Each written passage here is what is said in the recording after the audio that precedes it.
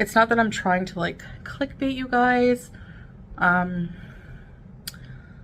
You know, because I did have a new health issue, but I didn't really just want to talk about it. It's not something like, it's something that could potentially be serious, but it's not like right now super serious, as long as I really start taking care of myself. Let's talk about obesity related diseases.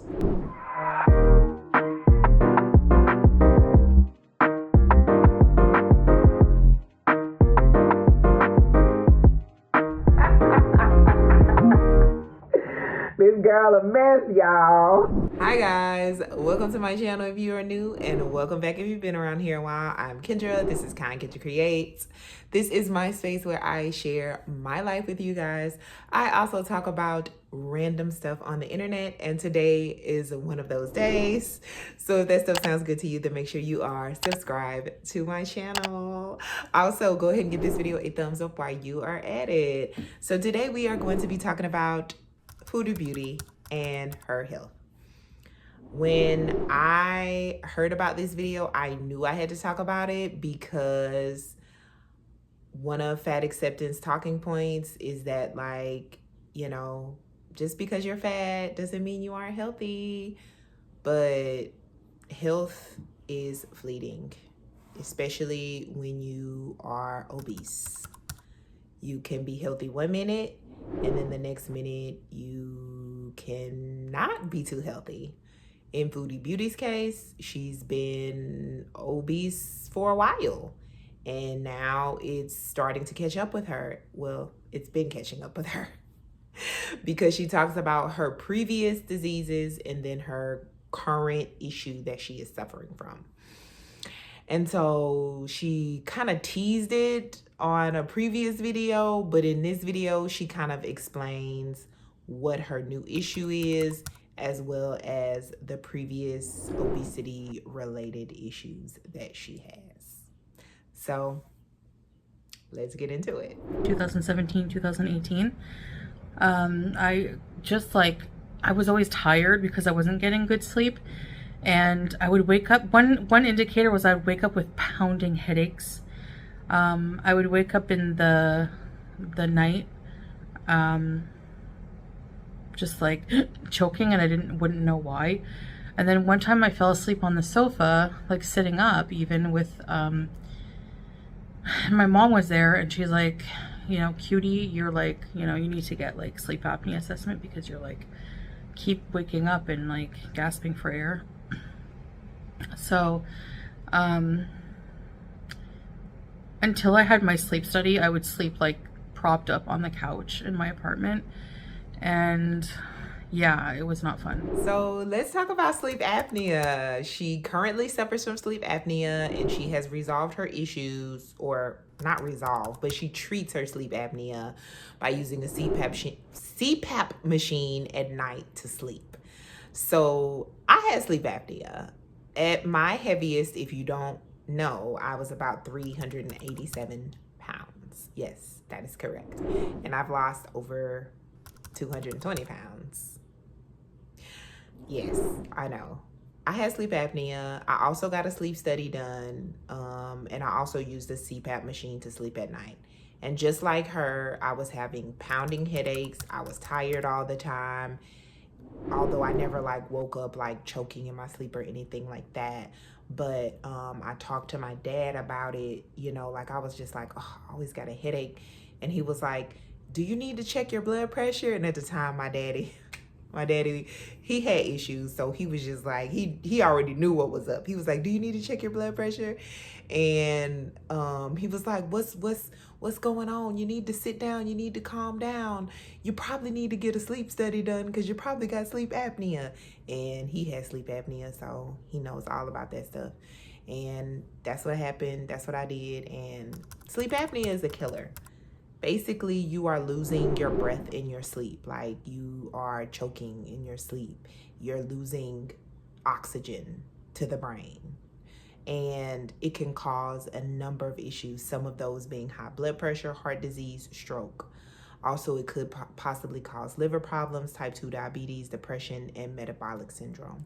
It's nothing to play with. It is a killer. She's getting it treated by wearing her sleep apnea machine. That's great. But of course, we would just like to see that go away.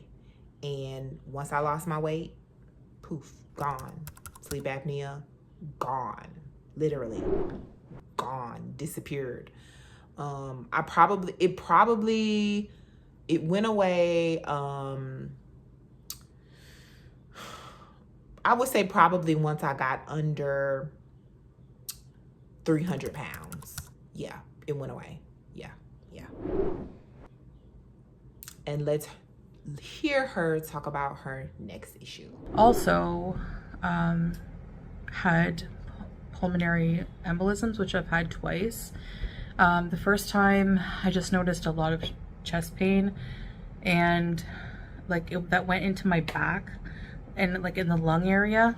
And I was like so short of breath, more than usual. I couldn't even, and I just like, couldn't do anything without, like walking a few steps, I would be so out of breath, and more than usual.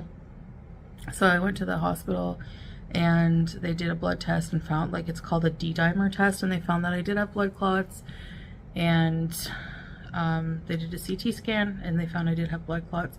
I had some pulmonary embolism in my lung, so they put me on warfarin, Coumadin, and which is, for people who are overweight, the most effective option. But I had to get regular blood tests. So this is just a little bit of her story. So she got put on that medication and she had to take blood tests with the medication, and she got tired of getting the blood test done. But then they switched her to a new medication, but apparently that new medication wasn't working, and she wound up getting her second pulmonary embolism. So she went back to the old medication. She says that she currently doesn't take any medication for it, because when they were trying to figure out where it came from, they said that it didn't come from a deep vein thrombosis. So I guess she was fine to go off the medication. She really didn't explain it, and her explanation was kind of a little bit confusing, but I don't know why we aren't taking medication for something that was an issue. Whenever I hear about pulmonary embolism, I often hear about it in the context of getting surgery, because you can get a blood clot after surgery from not moving around and being sedentary, and it can travel up to your heart, which would be like a pulmonary embolism, and you die. And that is something that I am like so fearful for, because I will have surgery coming up, you guys. It is literally like a month and a half away, like less than a month and a half. Yeah, like literally less than a month and a half away. So I'm kind of reading up on this stuff and everything. But a pulmonary embolism could cause lung tissue damage, low blood oxygen levels, and damage to organs. And once again, you run the risk of death.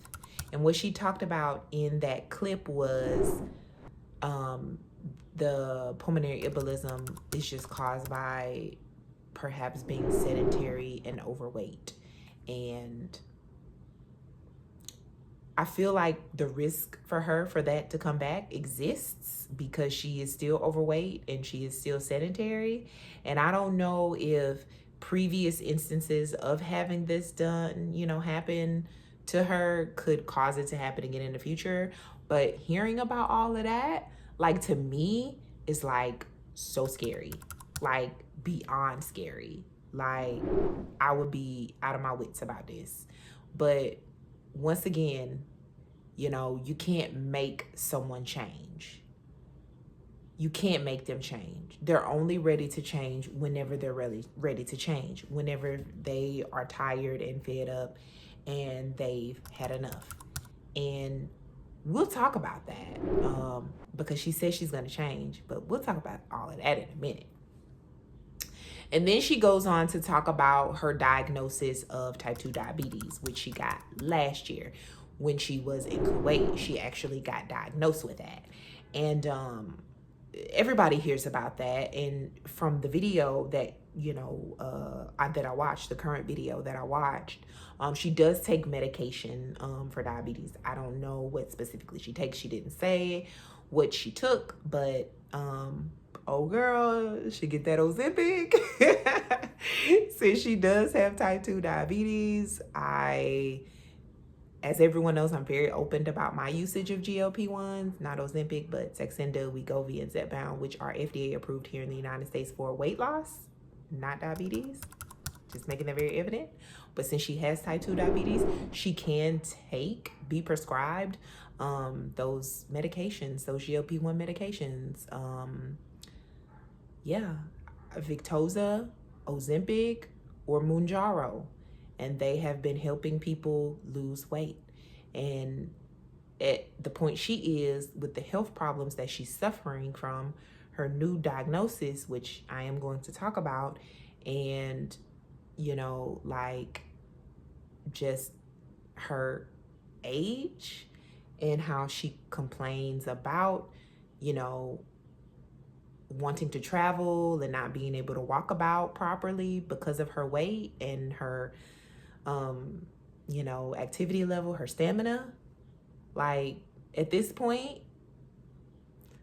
I feel like I'd be willing to try anything at this point. But once again, you can only lead a horse to water. You can't make them drink. Through like urinalysis, you know, they do a urinalysis panel and blood work. Found a high level of protein in my urine. So my kidneys, you know,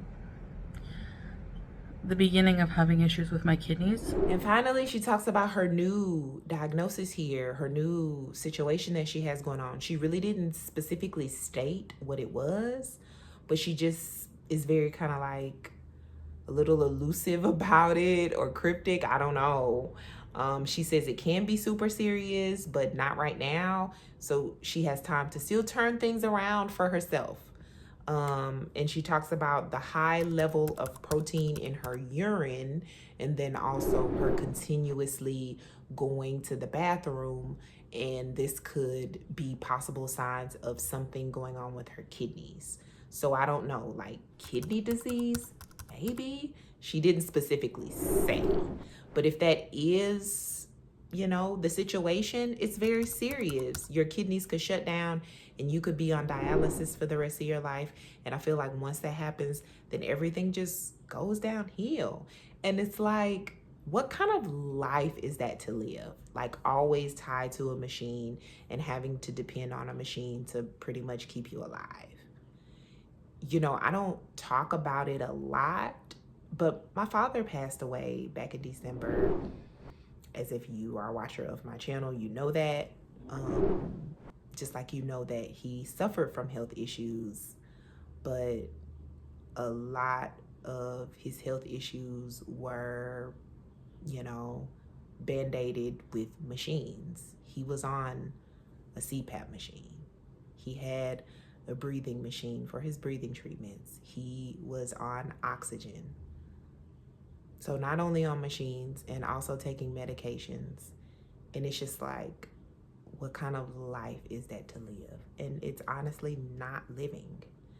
We took a family vacation last June and we went to his hometown and also to New Jersey, Atlantic City. And it took everything out of him, you know, just trying to sit up and be present. And it's so sad to see when you see it with your own two eyes. It's so sad to live it how I lived it with the health issues that I had. And there's no way in hell I would go back to living the life that I lived or to ever live the life that my father lived. And I talk about this stuff because I want people to know that it's all cute and cool and quirky and all of this when you're young and hot and you don't have any kids. But when you like have dependents and people that rely on you, and you start to get older and think about how your life is going and what direction are you headed in, and it starts to hit you like a ton of bricks. Like, oh snap, my life could really suck if I continue down this path. And people need to see that. They need to realize that. And that's why I just keep on running my mouth. I don't know how much damage is already done to my kidneys, but I don't want to have like kidney failure. So I'm trying to repair whatever damage is done, and I'm gonna do whatever I have to do on my part to do that, even if it's suffering like through the discomfort of the change and the, you know, trying to take control of my eating disorder and, you know, food addiction. And then here at the end, she talks about her, I guess, steps forward and like what she needs to do. And the thing about it is, we all know what you need to do. You know what you need to do. It's no surprise. It's nothing new. It's nothing earth-shattering or shocking. You need to get in some therapy and get a counselor that is trained in professional help with BED and depression, because it sounds like you suffer from those things and food addiction. And you need to have a long conversation with your husband, because he sounds like an enabler, and he needs to probably be in on some of those sessions and how him as a support system can help you. You need to be real with yourself. You need to stop buying those things, the trigger foods that lead to those binges that you have. And you need to stop eating out. You need to stop eating on camera. And you need to continue to be active. I saw that she was swimming in some videos or something like that. Swimming is a great exercise, especially for people who are larger, because it is less stress on your joints. Great. Keep that up if you're really doing that. Ask your hubby to take you out. Let's do walks. Let's do 15, 30-minute walks every day. What else are you doing? You don't have any kids. It sounds like you have someone that comes by and helps you clean your apartment. You don't work like outside the home. It's not like you have any friends or family there in Kuwait. So you have nothing but time on your hands to dedicate to yourself, your health, your life, your weight loss journey, whatever. But those are just a couple of recommendations that I have. And in my last video that I did about Foodie, I had recommendations, general recommendations to help anybody, to help her, to help whoever. But I personally feel like she's not gonna change. She's just not. And she could be a learning lesson for other people who actually do want to change, you know. Or she could be a cautionary tale for, you know, those of us who have been there, done that, and they're like, oh, I cannot go back to that again, you know. And I feel like me talking about this kind of keeps me grounded in the fact that I'm just like, okay, this is why I'm doing this. Like, I have an active reminder, like, in my brain 24/7 of like, that is why I am not going back to those ways. And then of course, seeing my baby, like, yeah, he reminds me like, oh no, I can't do that again. Oh goodness. But as always, I wish her the best, and everyone that I talk about in my videos, I really do wish them the best in their journeys, and I'm wishing them nothing but health and abundance, and hopefully they get the help that they need to live a life that they want to live.